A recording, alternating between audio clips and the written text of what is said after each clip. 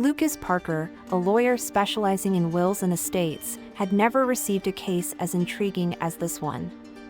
He was sitting in his office late on a rainy afternoon when the envelope was delivered.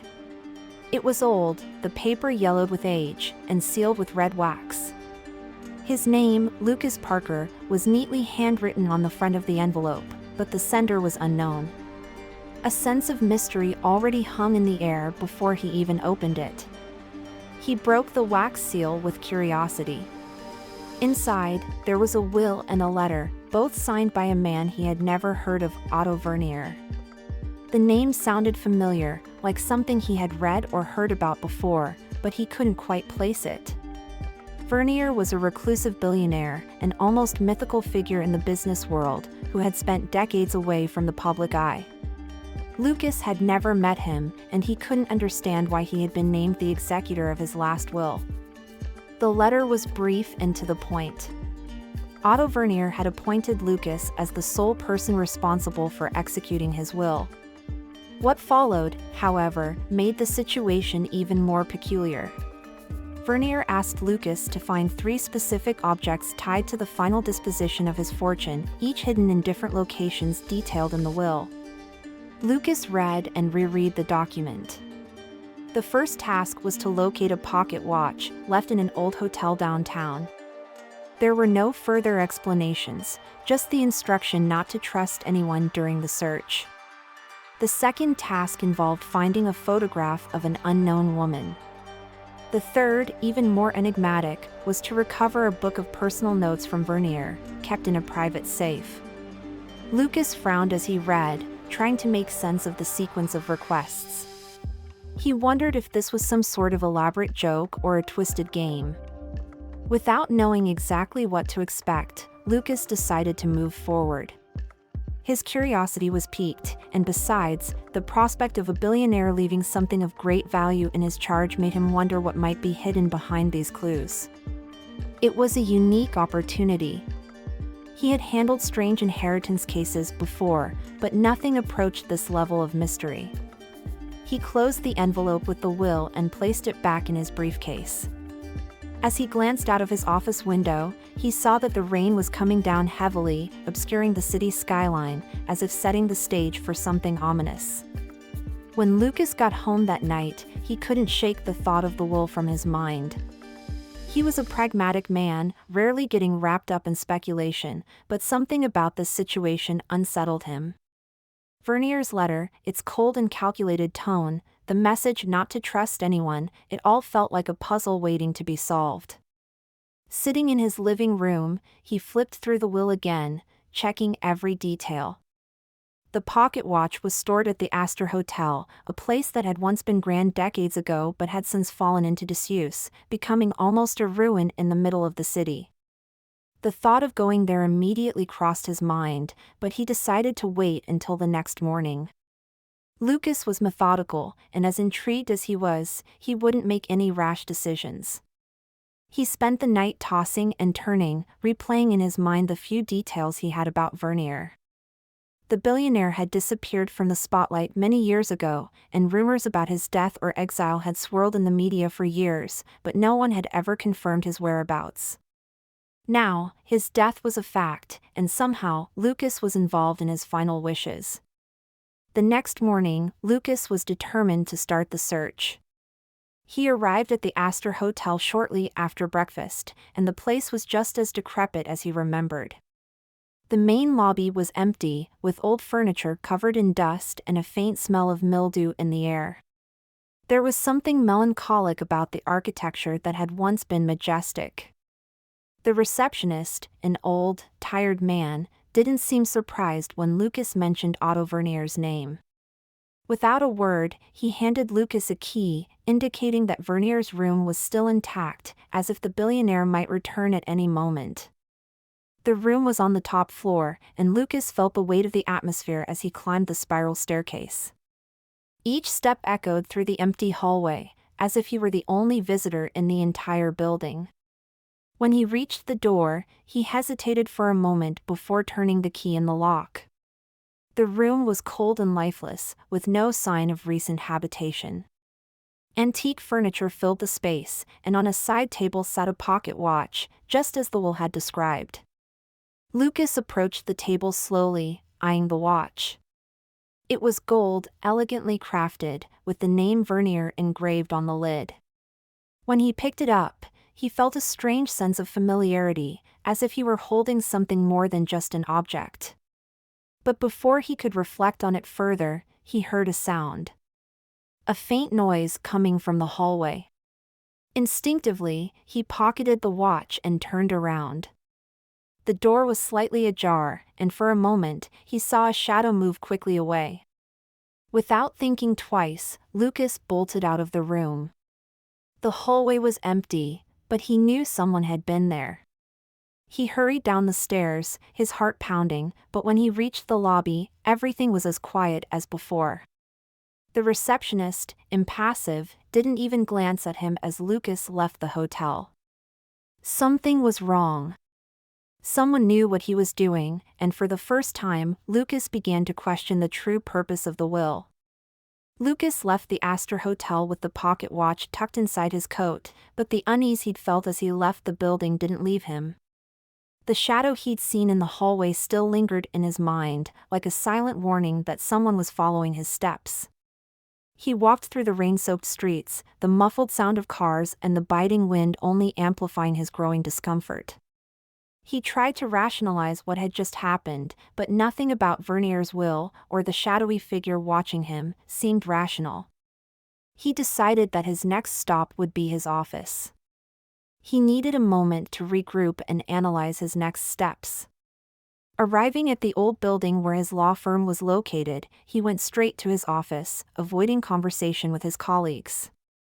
The will demanded secrecy, or so it felt, like the entire atmosphere around the case was suffocating him with its mysterious aura. Sitting at his desk, he took out the pocket watch. He looked again at the name Vernier engraved on the lid, then opened the watch. The mechanism was intact, but the hands weren't moving.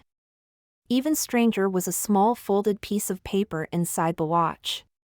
He removed the note and unfolded it, revealing a brief message: "This is just the beginning." Lucas couldn't suppress the chill that ran down his spine as he read those words. It felt as if Vernier had anticipated exactly how he would react to the first clue, as if everything had been planned long before. With the watch and note in hand, Lucas focused again on the will. The next clue was even more cryptic: a photograph of an unknown woman. There weren't many details about where to find it, just a reference to a personal archive left in an art gallery that Vernier used to frequent. The gallery, as far as Lucas knew, had been abandoned for years, once famous for hosting rare works by eccentric collectors. He still didn't understand why Vernier had chosen him to follow these clues, but it was clear the billionaire knew more about him than he'd imagined. On his way to the gallery, Lucas couldn't shake the feeling that he was being followed. He glanced over his shoulder every so often, but saw nothing. The slow traffic and the city's somber weather only deepened his sense of isolation, as if every step was leading him deeper into a web carefully spun by Vernier. When he finally reached the gallery, he found it in a state of disrepair. The windows were dusty, and the graffiti-covered facade suggested that the place hadn't seen visitors in years. Lucas hesitated for a moment before stepping inside. The gallery's interior was as decayed as the exterior. Artworks covered by white sheets and empty frames adorned the dirty walls. The smell of dust and old paint filled the air. He walked slowly through the halls, eyes scanning for any sign of the clue he was looking for. The will had indicated that the photograph was stored in one of the offices at the back of the gallery, along with a personal file Vernier had kept there. When Lucas reached the office door, he found it slightly ajar. The room seemed untouched, with stacks of papers piled on an old wooden desk. He searched through the documents until he found a small wooden box. Opening it, there it was, a black and white photo of a woman Lucas didn't recognize.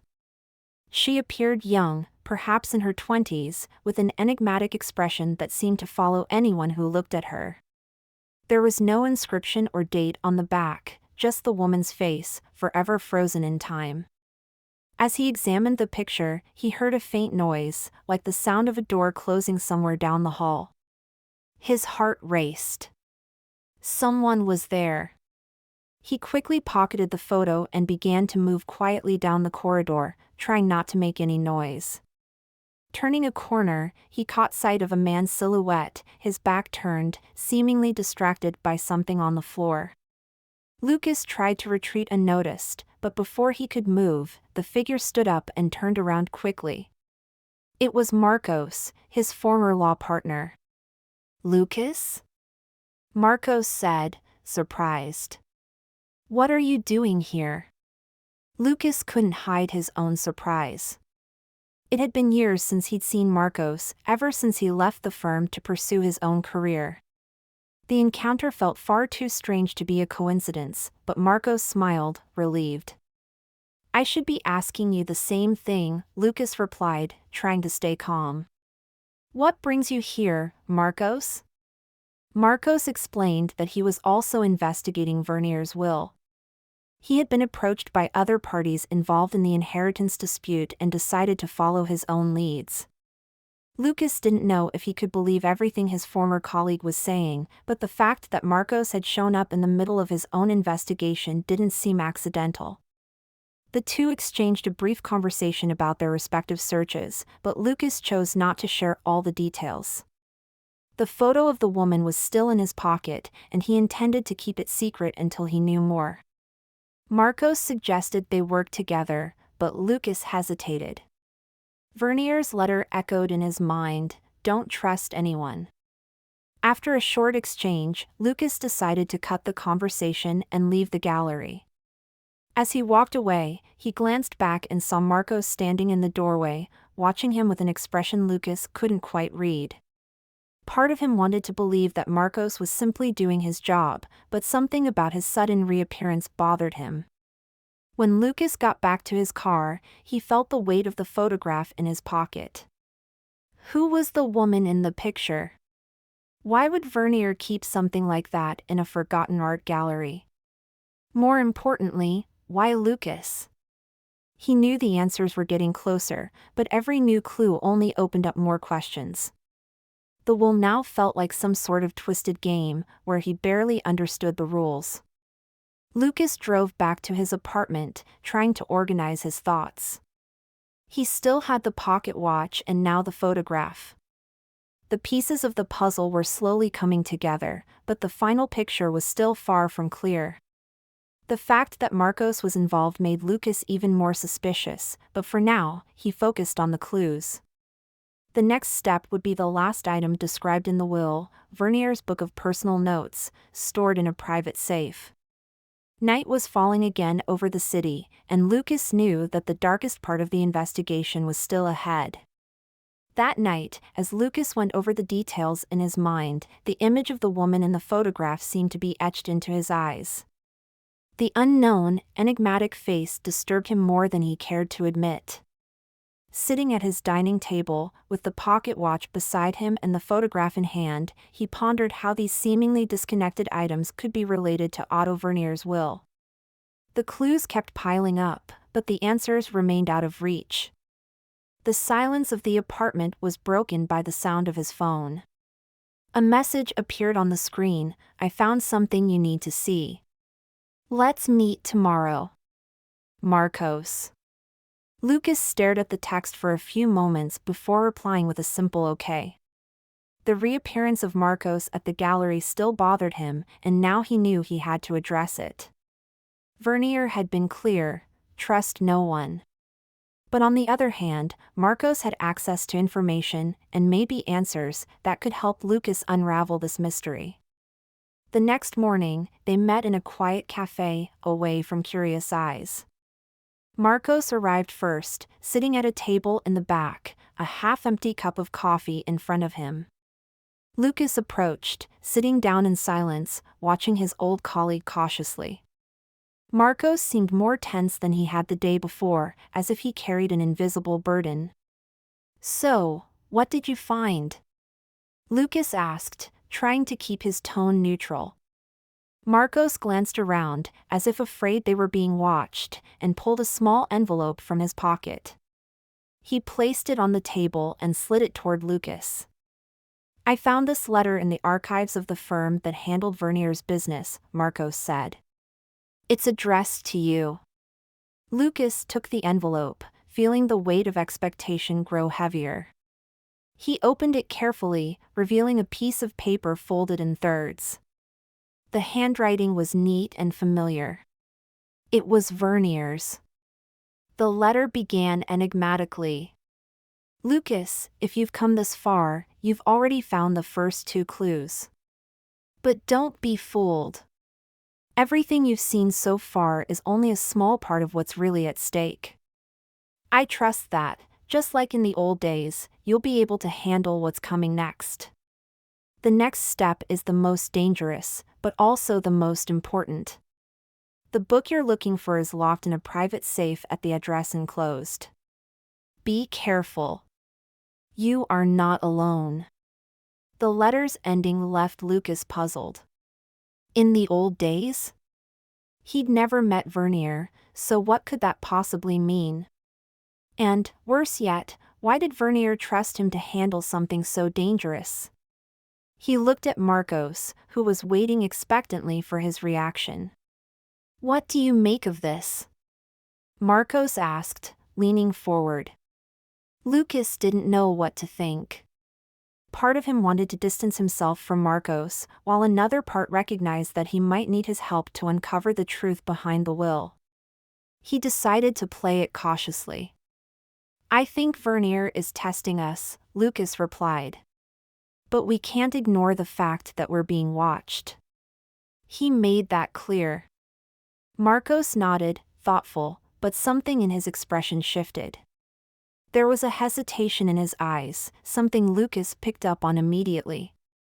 Still, the two agreed to meet later to investigate the location of the safe mentioned in the letter.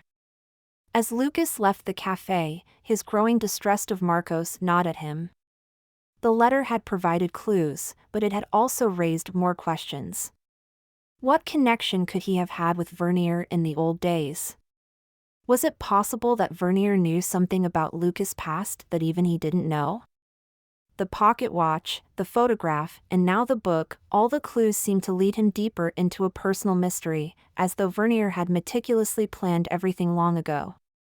Lucas spent the rest of the day going over his notes. He couldn't focus on any of his work at the firm. Vernier's will consumed his thoughts. He decided to go to the address from the letter on his own. Something about Marcos bothered him, and he preferred not to risk more than necessary. That night, he grabbed his bag and drove to a remote area of the city, where the safe was said to be located. The building was nondescript, like many abandoned warehouses in the city, but it had an air of secrecy.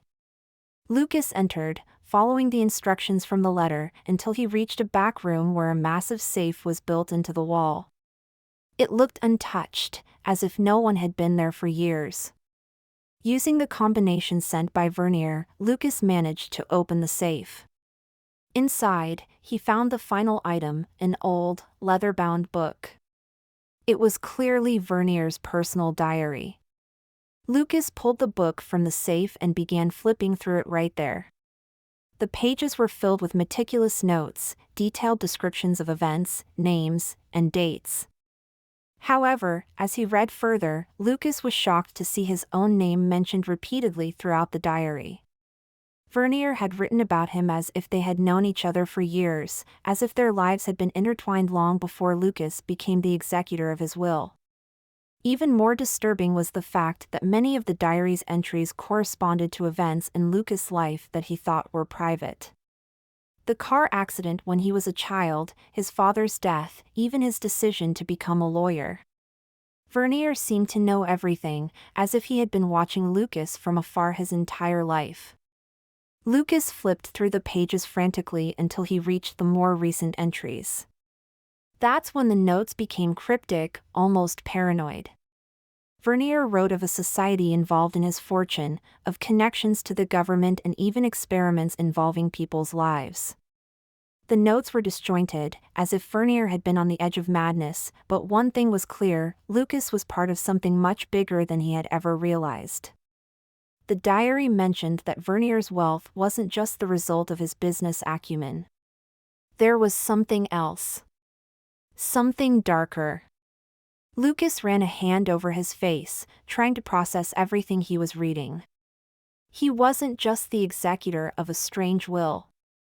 He was at the center of a scheme that involved decades of planning, observation, and manipulation. And now, with Vernier dead, this scheme was unraveling right on top of him. Suddenly, a sentence in the diary caught his attention: "The truth will be revealed when Lucas takes possession of the diary. He will have to choose. He is ready for the sacrifice." Lucas felt a chill run down his spine. What choice? What sacrifice? Before he could think further, a sound outside interrupted him. A faint sound of footsteps in the hallway. His instincts kicked in after the chase with Marcos. Carefully, Lucas closed the diary and hid it under the mattress. He moved toward the door, pressing his ear against it. The footsteps stopped, right in front of his room. He gripped the door handle tightly, trying not to make a sound. His heart was pounding in his chest. Someone was standing there, waiting. The seconds dragged on like hours, until finally, the footsteps began to retreat slowly down the hallway. Lucas exhaled, relieved but still on edge. By now, he was certain that he was being hunted. Marcos and whoever else was behind this organization were determined to stop him from discovering more. He had to leave. The diary contained valuable secrets, and now he was more certain than ever that his life was at risk. He waited a few more minutes before leaving the room. Grabbing the diary, he stuffed it into his bag and quietly left the hotel. The night air was cold, the sky heavy with clouds reflecting the city's dim glow. Lucas walked through the dark streets, trying to piece together a new plan. He couldn't go back to his apartment. He needed a safe place to continue his investigation. Then he remembered an old college friend, Sam, who now worked at a warehouse in the industrial district. Sam was the kind of guy who lived on the fringes, away from society's gaze, and had a network of contacts that might be useful. Lucas called him, explaining that he needed a place to hide and a favor. Sam, though surprised, agreed without asking too many questions. When Lucas arrived at the warehouse, he was greeted by Sam's silent nod. The place was vast, with stacked boxes and dim lighting, giving Lucas a sense of temporary security. At least here, he could continue his investigation without being disturbed. "What did you do to get hunted like this?" Sam asked casually, lighting a cigarette.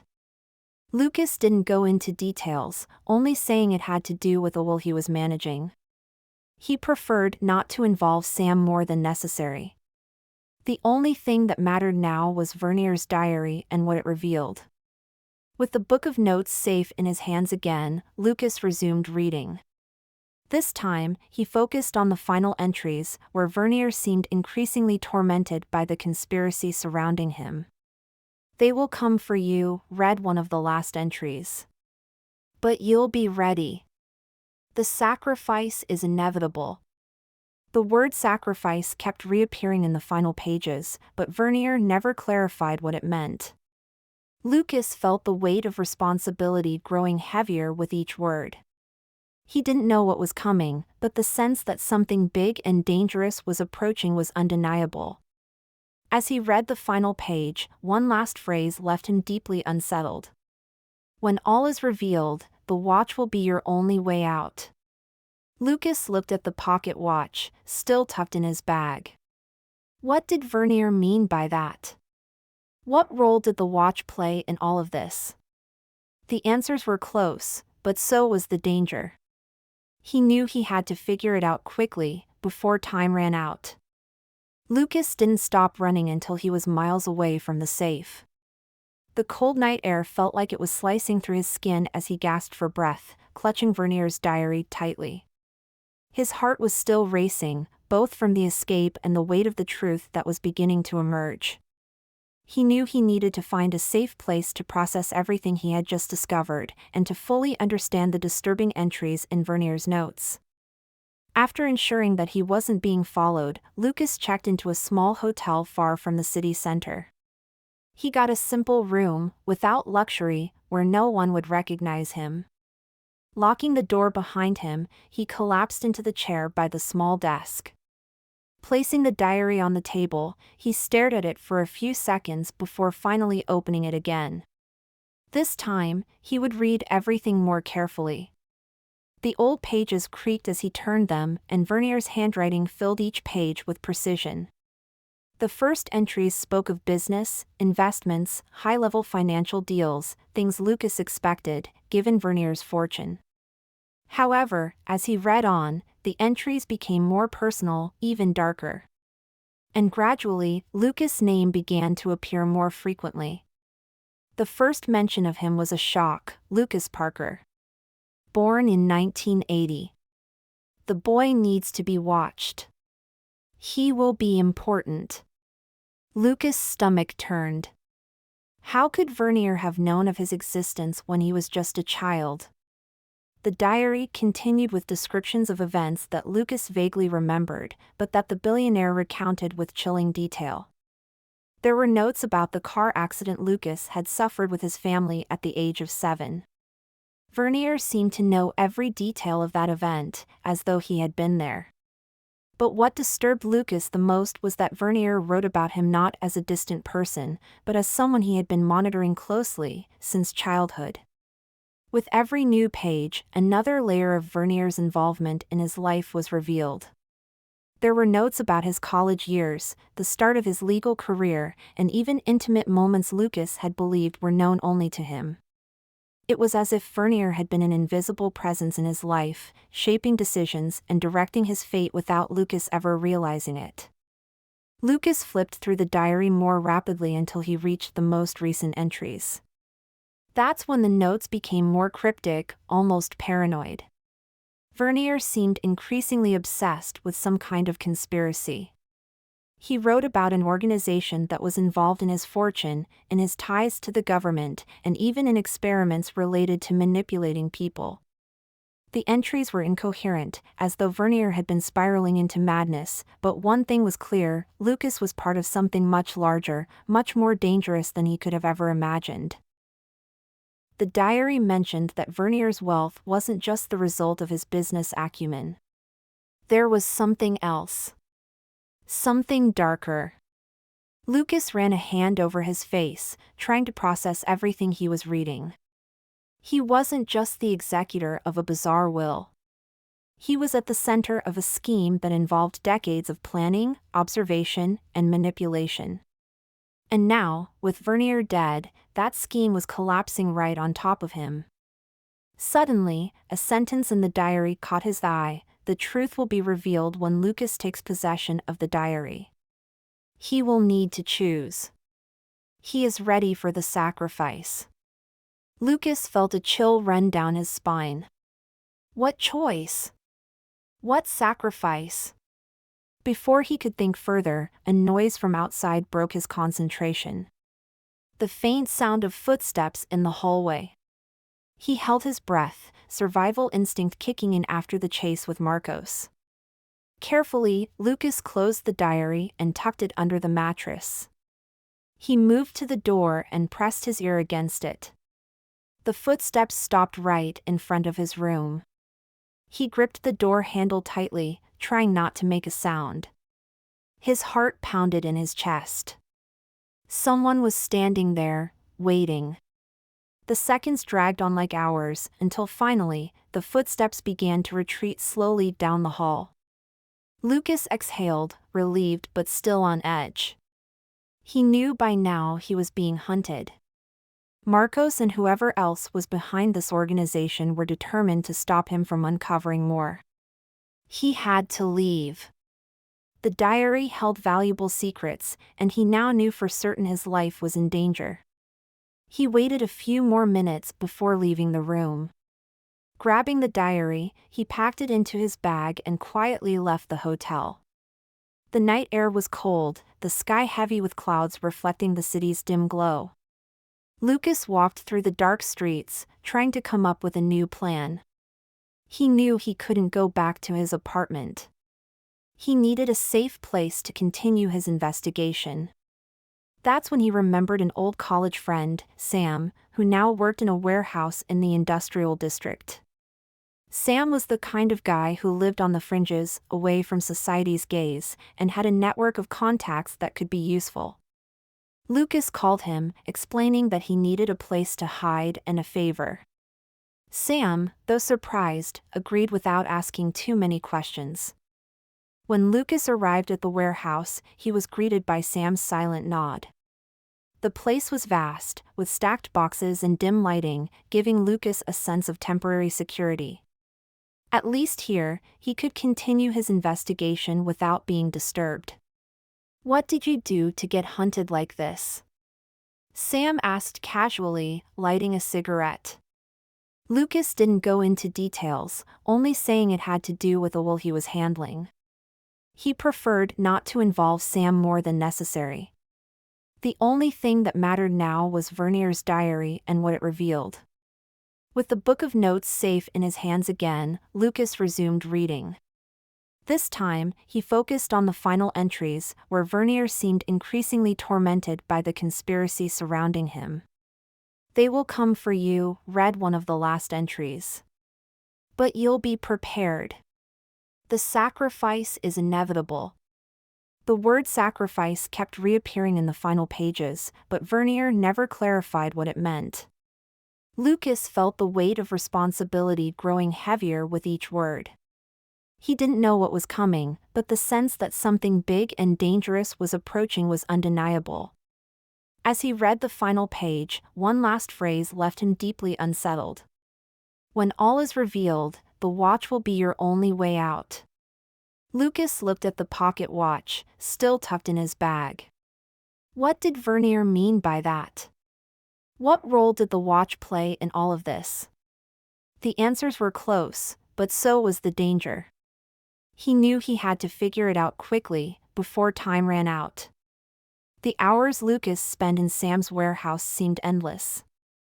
Every word he read deepened the mystery surrounding Otto Vernier. The diary revealed a tangled web of plots, clandestine meetings, and conversations that blended multi-million-dollar deals with dark experiments. At the center of it all was the organization that Vernier had mentioned cryptically. He never named them directly, but his accounts pointed to a powerful, influential network operating from the shadows, manipulating people and events. Vernier described encounters with figures who seemed to control entire sectors of society, from government to multinational corporations. Yet, it was the constant reference to the sacrifice that made Lucas' stomach churn. The word echoed like a drumbeat throughout the final pages.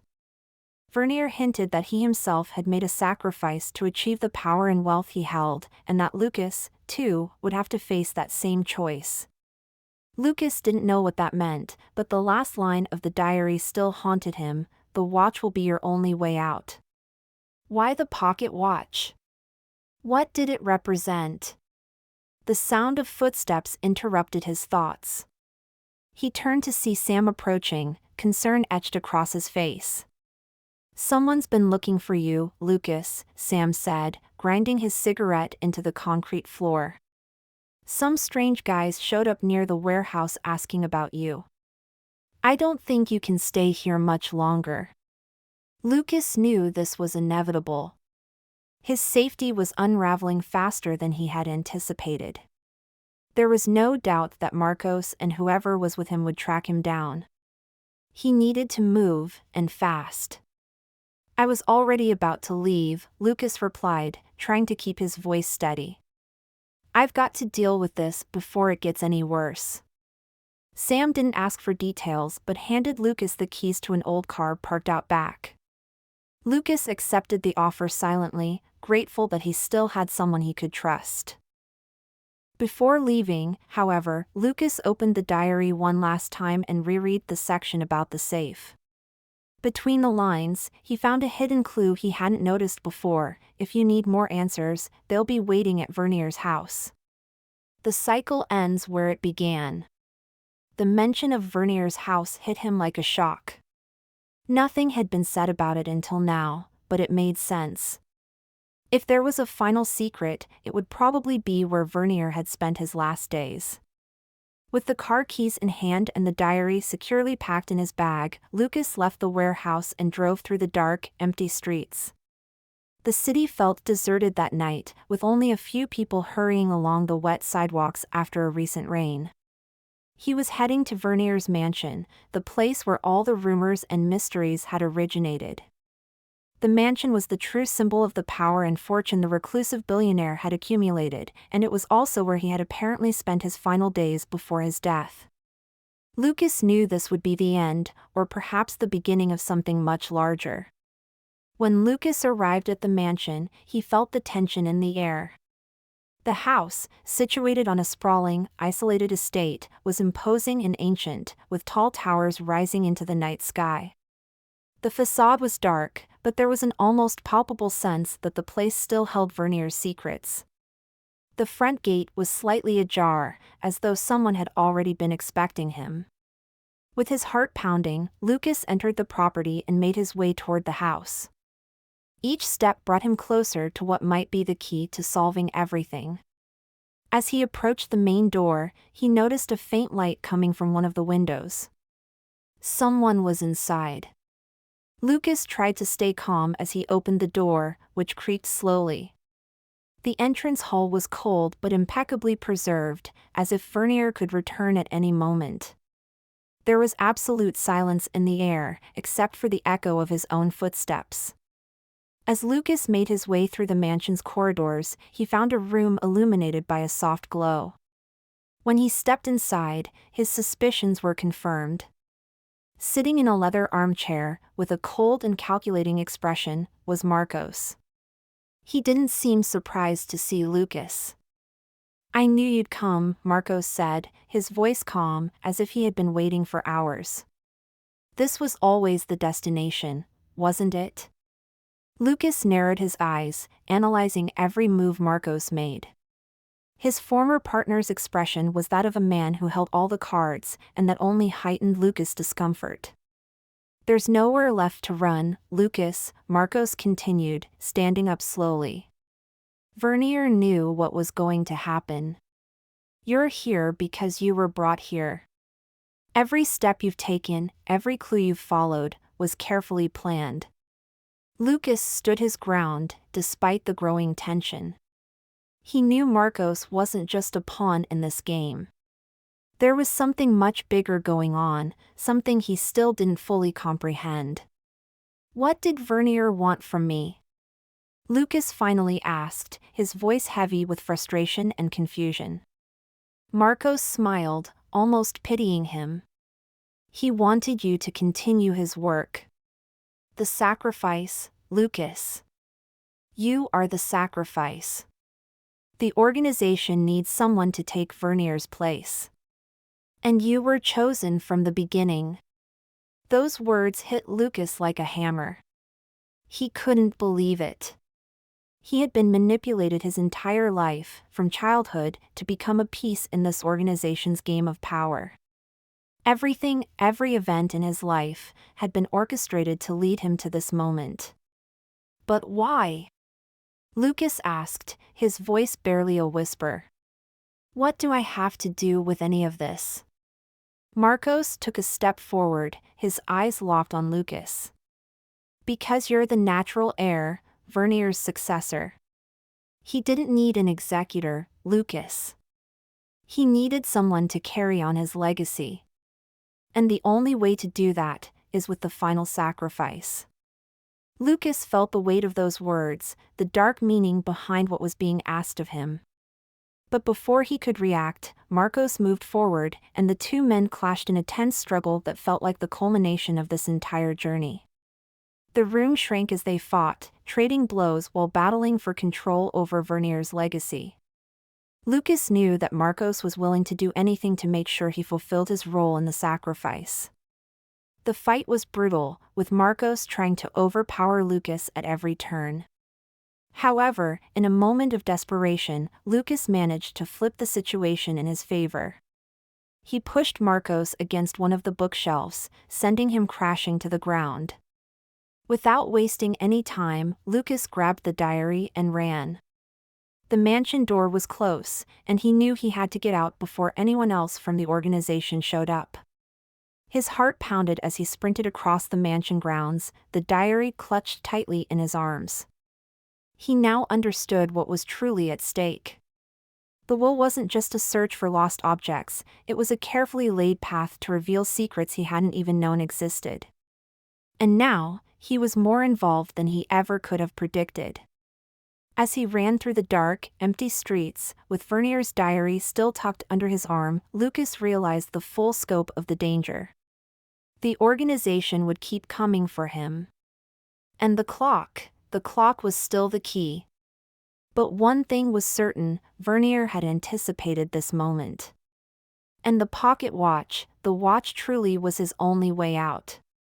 Lucas ran through the darkness of the night, clutching Vernier's diary tightly against his chest as if it were the only thing keeping him alive. The cold wind and the biting air didn't matter, his mind was focused on one thing: escape. He knew he couldn't trust anyone anymore, especially not Marcos, his former partner, who had now revealed himself as part of a much larger conspiracy. The sacrifice, the successor, those words still echoed in his head as he tried to make sense of everything. As he put more distance between himself and Vernier's mansion, Lucas finally reached the car that Sam had given him and jumped inside. His hands trembled as he turned the key in the ignition, and the engine roared to life in the quiet, empty night. He needed time to think, to process everything he had just discovered. But time was something he didn't have. Marcos and the organization would be after him, and whatever the sacrifice was, Lucas was certain it involved his own life. He knew, at that moment, that his only chance was to use the clues Vernier had left for him. The will, the clues, the diary, everything pointed to the pocket watch, his only way out. With his mind racing between fear and adrenaline, Lucas drove back toward the center of the city, heading to an old warehouse he knew well, a place where he could hide and hopefully figure out his next move. The pocket watch, hidden in his coat, felt heavier now, as if it carried the weight of everything Vernier had built. Lucas knew he couldn't delay any longer. He needed to understand what that final cryptic message meant: the watch will be your only way out. He parked the car outside the warehouse, jumped out quickly, and slipped inside the abandoned building. Inside, the silence was almost suffocating. Only the echo of his own footsteps filled the space as he moved through the shadows. For a moment, Lucas felt a sense of safety, but he knew it wouldn't last. Time was running out, and soon, they would come for him again. He sat down in an old metal chair, the pocket watch in one hand and Vernier's diary in the other. Taking a deep breath, he opened the watch, staring at its intricate details. The small note he had found earlier was still tucked inside, but now he knew that wasn't the end of it. He examined the watch more closely, running his fingers along the edges, until he felt something different. There was a small groove at the bottom of the watch, almost imperceptible to the touch. Carefully, he pressed on it, and to his surprise, the back of the watch popped open, revealing a hidden compartment. Inside the compartment was a tiny electronic chip, wrapped in a small piece of paper with another handwritten message: "This is the true legacy. The key to everything." Lucas took the chip carefully, trying to understand what it meant. But before he could think too much, he heard a sound coming from downstairs. Someone was there. His heart started racing again. He quickly stashed the chip and the watch in his bag, grabbed the diary, and ran to hide behind a stack of old crates. The footsteps grew louder. Someone was climbing the stairs, and Lucas knew he didn't have much time.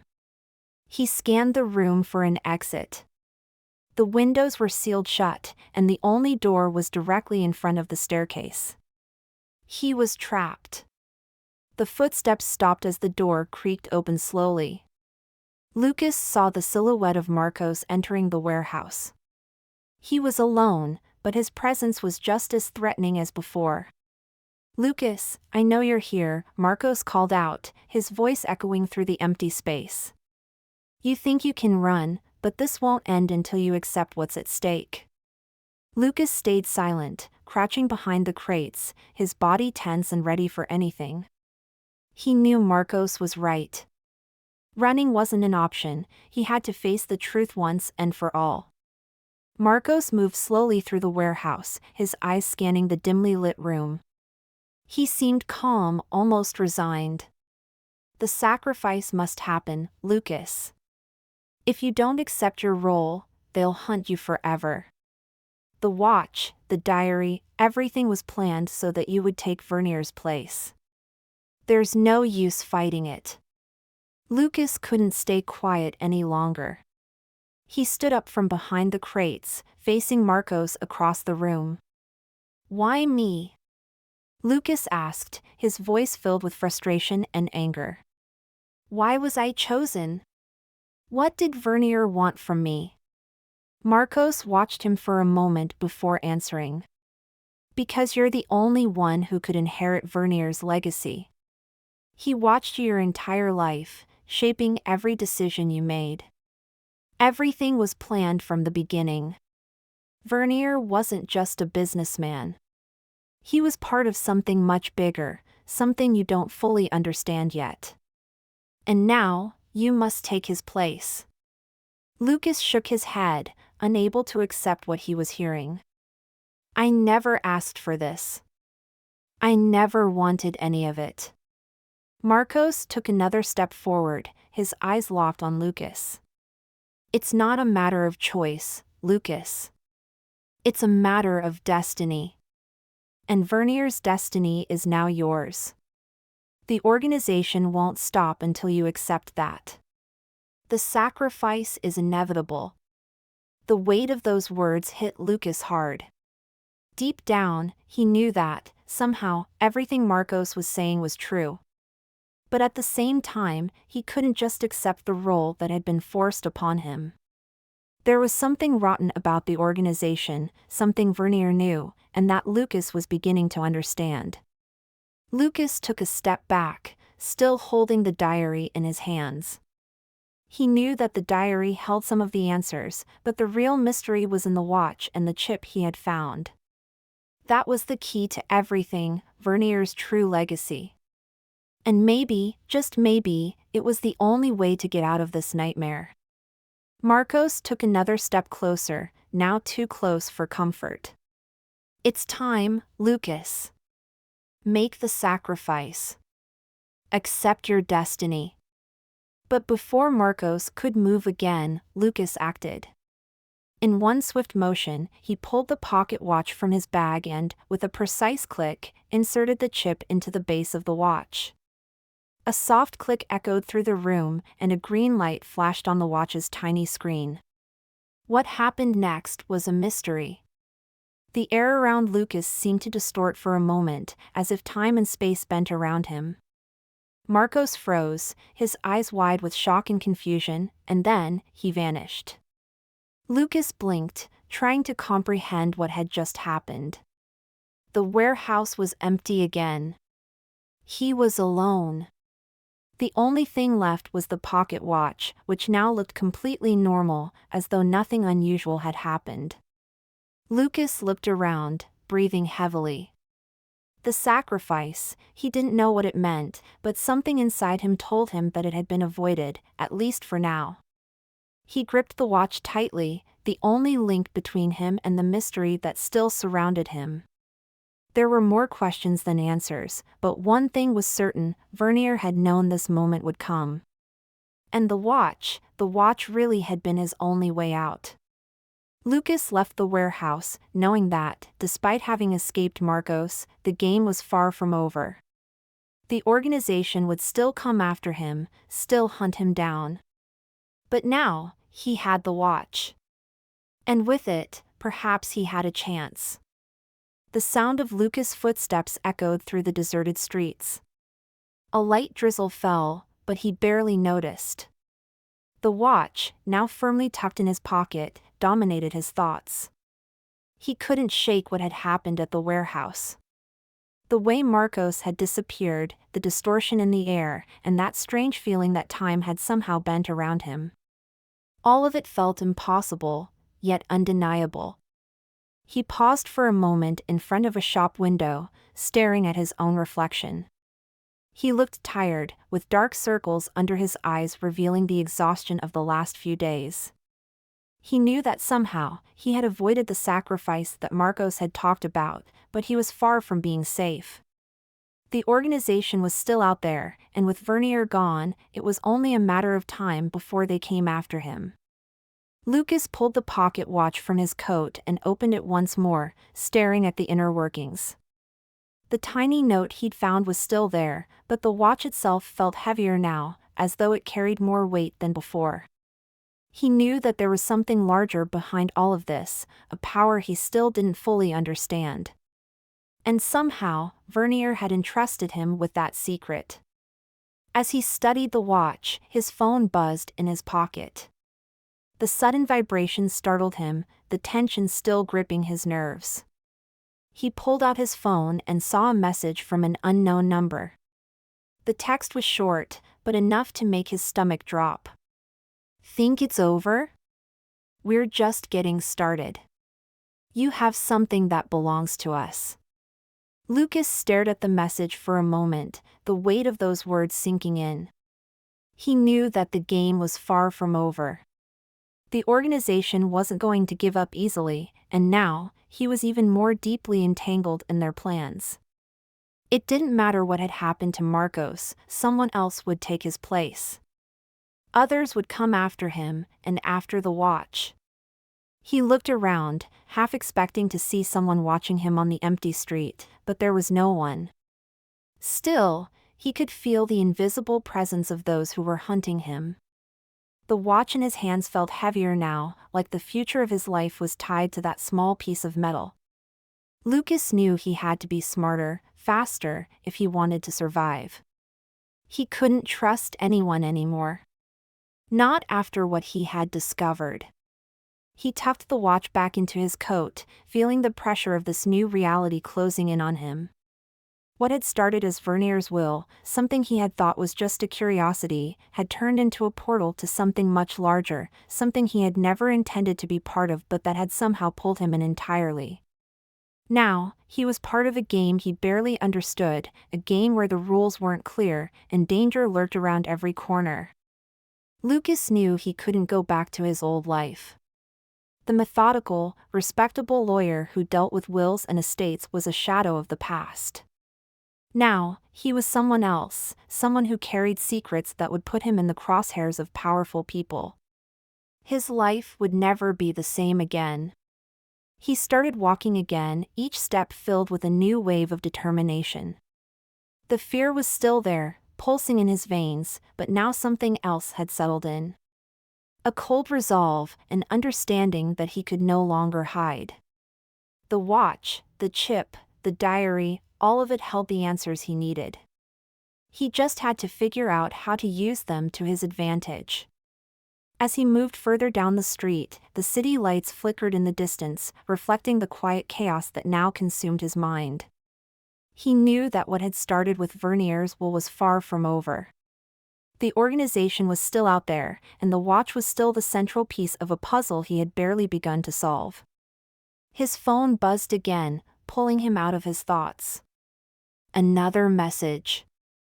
This time, it was a set of coordinates, followed by one final line. "Come alone. Time is running out."